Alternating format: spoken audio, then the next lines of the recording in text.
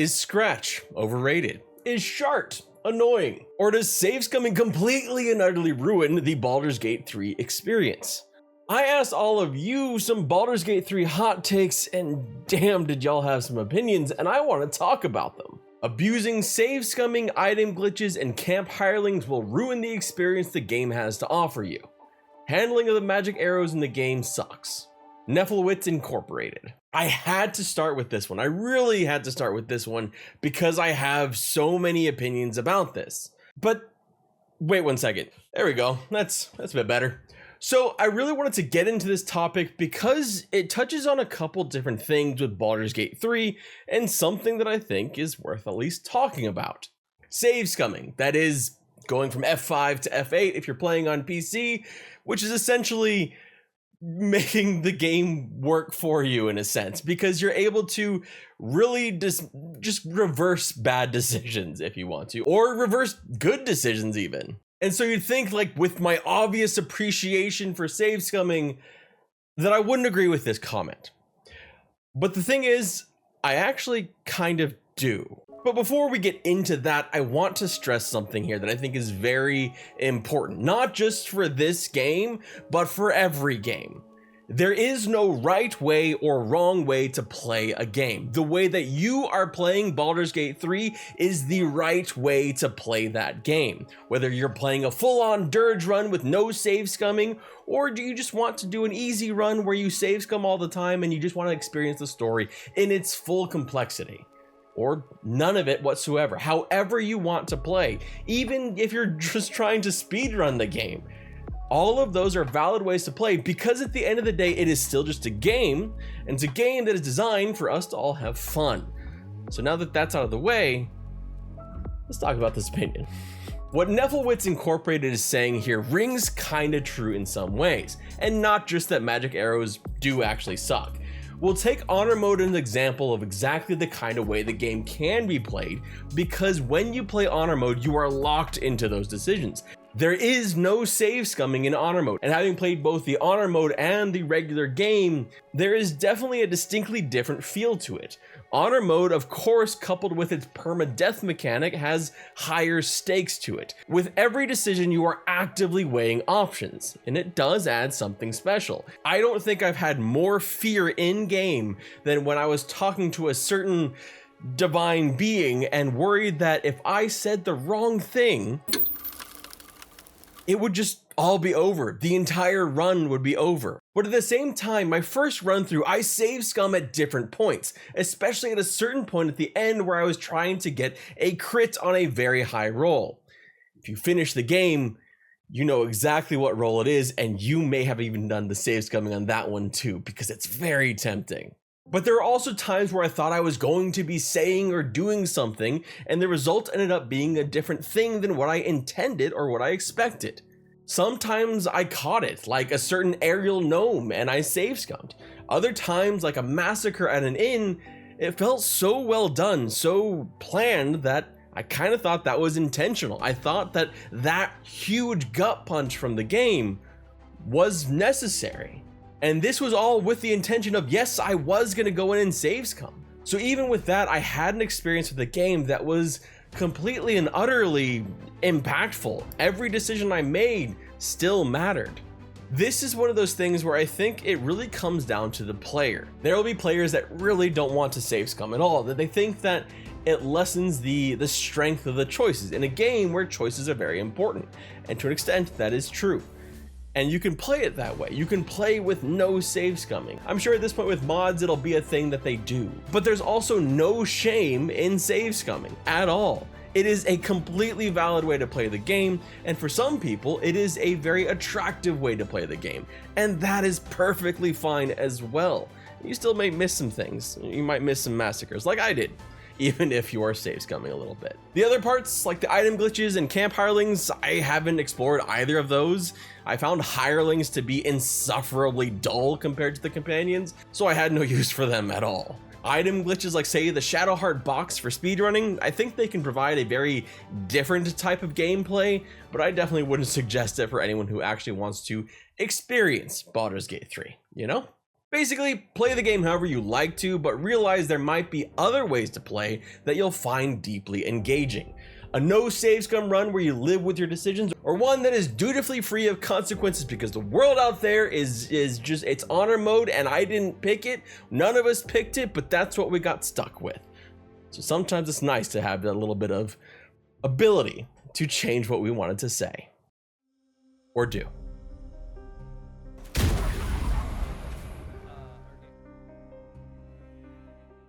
My hot take, Act 3 feels just as dense and finished as Acts 1 and 2.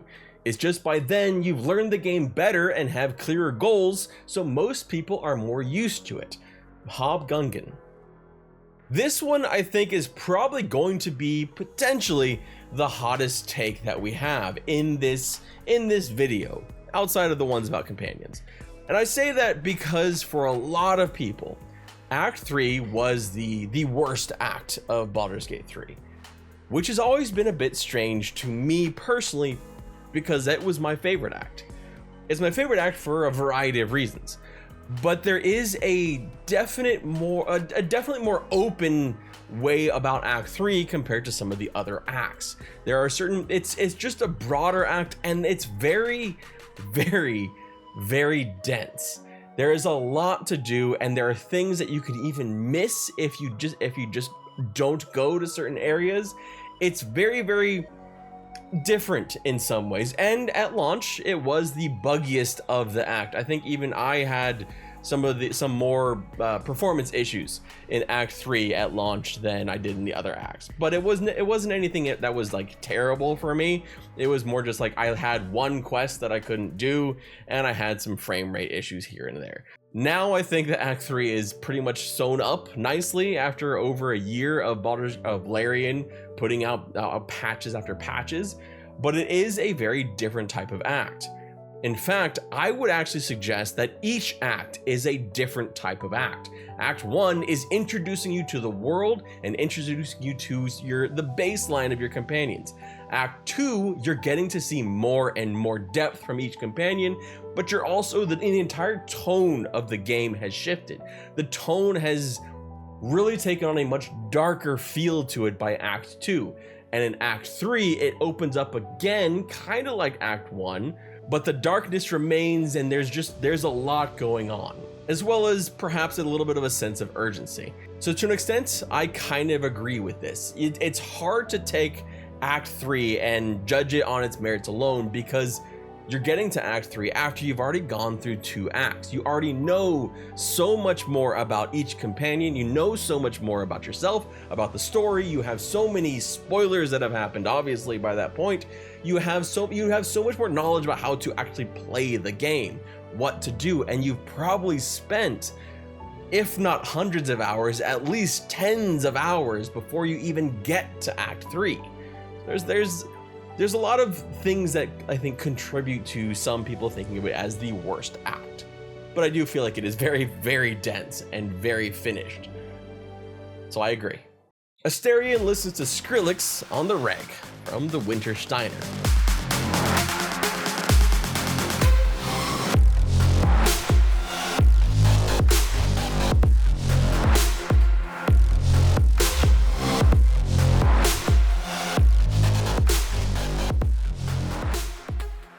Or we could talk about this one from Austin Sam's 9773, who says Shart is the most boring companion. There were actually a lot of these, like a whole lot of them. I think these were the main hot takes, so I wanted to kind of put them all together and let you read these right now, because there are so many hot takes about companions. And honestly, it's been a constant discourse on the game since it launched. Is Lae'zel too mean? Why is Shadowheart so closed off?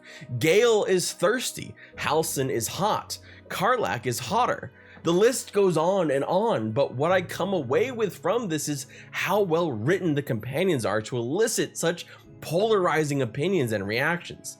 Many of you sitting there right now, maybe sitting there thinking like, hey, you know, you mentioned, I went through all those companions. Why didn't you mention Will and his devilish dance? Or why didn't you talk about Minthara and her dark origins? That to me is just a sign of a great cast. where different people can love or hate characters, relate to different characters, relate to different parts of those characters. It shows a depth in the writing that makes me really excited about what Larian is going to do next, what they will do with their next installment, which could potentially be something like a Divinity Original Sin 3. They've always been very good with their writing. I loved the writing in Divinity Original Sin 2, and I loved it even more in Baldur's Gate 3. One thing's for sure, there's definitely a lot of opinions about the companions. You know, earlier I said one of the other hot takes was going to be like the most polarizing hot take, the one that was going to, you know, maybe upset people the most, but I think this one might more. And it comes courtesy of Noctoy. Scratch is more trouble than he's worth, and he's only the second best boy. He single-handedly wiped the entire party, killed the quest objective, and burned the loot by running into a field of bibberbangs. He is in the naughty corner right now. He probably pulled the horde of gnolls to his previous owner too. Bad dog. Okay, look. I get where they're coming from. I do, as you'll see here in a moment. But Scratch is still the best dog, like hands down the best. Like they even won the best dog award from the Scuffed Game Awards from Steve. But that said, Noctoy does have a point.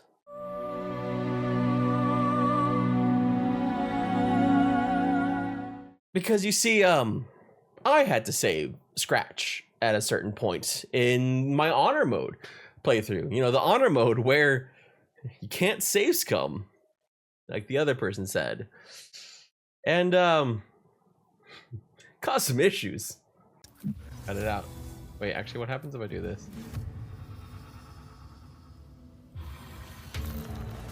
Oh my god. Oh my god, everyone's oh my god, Red.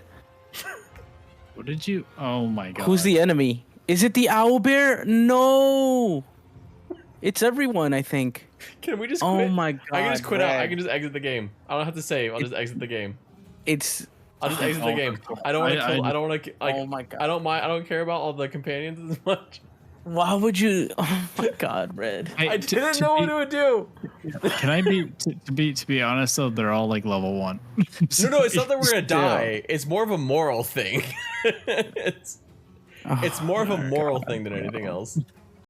You see, we had a problem because I was kind of dicking around, and you know, there was one thing I was certain of when this happened. I was like, we have to save Scratch. We just have to save Scratch. That is the only thing that is important.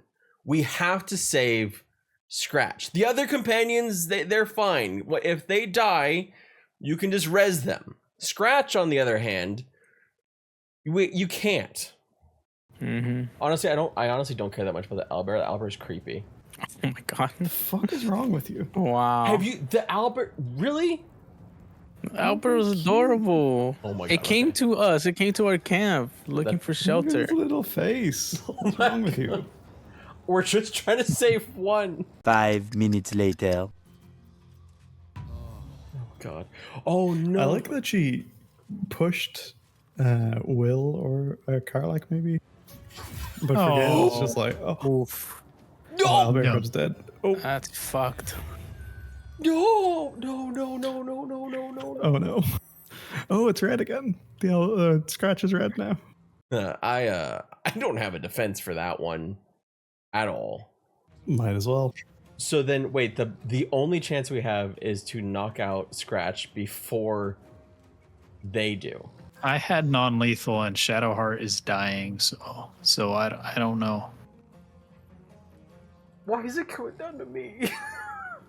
I guess. Hey So. Maggie, we're trying to fix this situation that red That no one certainly got did us not into. create. It's just a bad situation that no one is to Red- blame for, and it's just Red did awful not and use terrible. Confusion on multiple camp animals, causing them to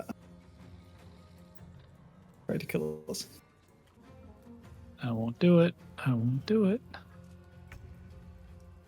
Do I try to knock him out? Maybe Your choice. because if you don't, all of it's going to be. Well, I guess there's other people. So like, Gamma could still go. I think we should all just end our turns until something happens. I've gone this whole honor mode not even summoning Scratch. I didn't use Scratch at all, Maggie, because I was worried.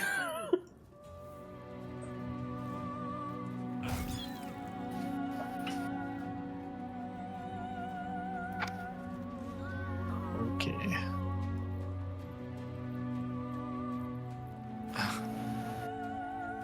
One more try. I guess red. What have we learned from this? I hate this game. No, I don't think it's that. Don't cast confusion in camp. There you go. Don't cast an AoE. Because people will get mad. Yep. This is gonna end just us having to kill Scratch. There's no way. I mean, the We- companions are gonna kill Scratch, I think. Well, we Yeah, have to do surprised. it before the companions because the companions have don't have non-lethal on. I don't want to do this. I don't want to do this. On my turn, I'll do it. As long as Will doesn't do it first. Where's Will? I think he's gonna pick someone up. Scratch. Oh shit, we got 20 XP for that. Okay, so wait, hold on. We don't want to kill our companions, is what you're Oh saying. wait. Oh no, You're we don't saying I care. should The companions don't matter. It's on me. Scratch that Oh, that's what I'm matters. saying. I can use an area of attack to kill most of them. They only have like 8 health. But that doesn't solve the problem. Wait, why don't you do wait it. till we kill everybody else? No, we're not. That There's doesn't do no anything. point. Oh. He's knocked out. Oh, But he- wait. Wait, he's got 1 health, but it's asking me to loot him. Hold Yeah, up, you can hold loot up. when they're temporarily knocked It out. will regain Did we do it? consciousness after a long rest. We did it! Wait, we did it! Fuck yeah! I my can't. God. I don't know. Yeah, who cares about Shadowheart in this playthrough, to be honest? Oh, we can also res Shadowheart if we ever want. Asterians died like 7 times. Yeah. Good. God, there's so much Ooh. blood everywhere.